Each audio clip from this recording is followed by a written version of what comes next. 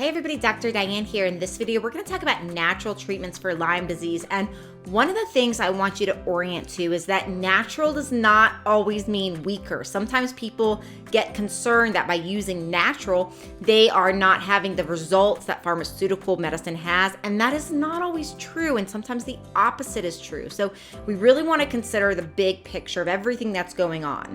Now with Lyme disease, one of the things that comes into play that we have to consider for treatment is that Lyme disease has these three different shapes. We call them morphologies.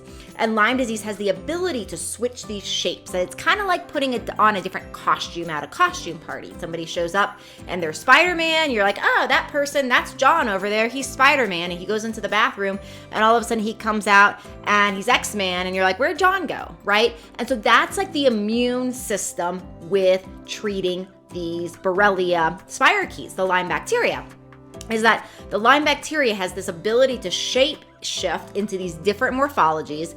And so when your immune system is looking for the Lyme, it has to alter itself in order to find the Lyme in the different shapes. Another thing that's super, super important to understand is that when we use antibiotics target one shape.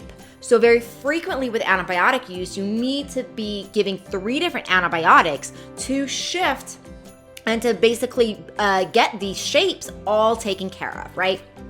So that's a big problem because now we see some research showing that even with one use of antibiotics, with one course of one antibiotic, that the microbiome can be destroyed up to 90%.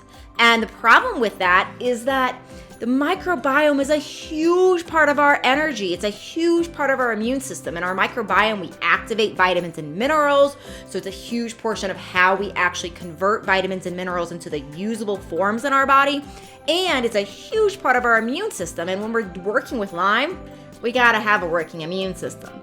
So that's one of the challenges. And I'm not saying by any means that antibiotics should not be in our toolbox. I think when it comes to treating chronic illness, we need to keep our toolbox very, very wide. So I'm not saying there's not a place for these things, but what I'm saying is what I would recommend, what we tend to recommend in our clinical practice, and what I'm trying to educate you on, is I would not recommend using antibiotics as a first line of treatment, because when we destroy our immune system, guess what? Recurrence is a lot more likely, and I see recurrence so much more frequently in the people that I've used long courses of antibiotics.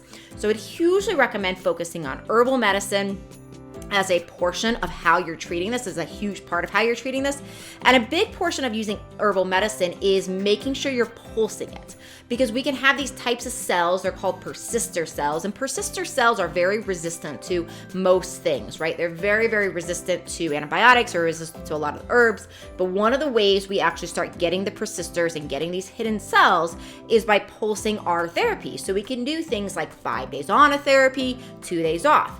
That also gives the body the ability to heal, to clear any toxins that get released when we are actually killing these microorganisms, because the microorganisms will release their toxins. So that's really important. And I do pulse and I do use cryptolepis as an herb in my practice. And cryptolepis is a really important herb to understand, because there's studies that have shown that cryptolepis is way superior for getting these persistent, these dormant, these cells that are hard to kill. Cryptolepis outperforms every herb and every pharmaceutical in the study, right? So again, we got to get away from this thinking of like antibiotics versus herbs is always better, and we got to really start thinking more holistically and understand how each of these medicines work to use them in the toolbox when it's appropriate. So for most people, I recommend starting on herbal therapy, pulsing it, making sure you're working with somebody that understands how to really get at all of these 3 different shapes, and then only use antibiotics if you're not getting results, right? Because that way we can, for most people, avoid depleting the immune system. And that's going to keep the rates of recurrence low. It's going to keep you healthier. It's going to help so much with treatment. So I hope that helps. Again, I'm Dr. Diane. If you like this information, please do subscribe to my channel. You can always book a consult with us over at my Lyme Doc. Information about working with us is in the show notes. We'll see you next time.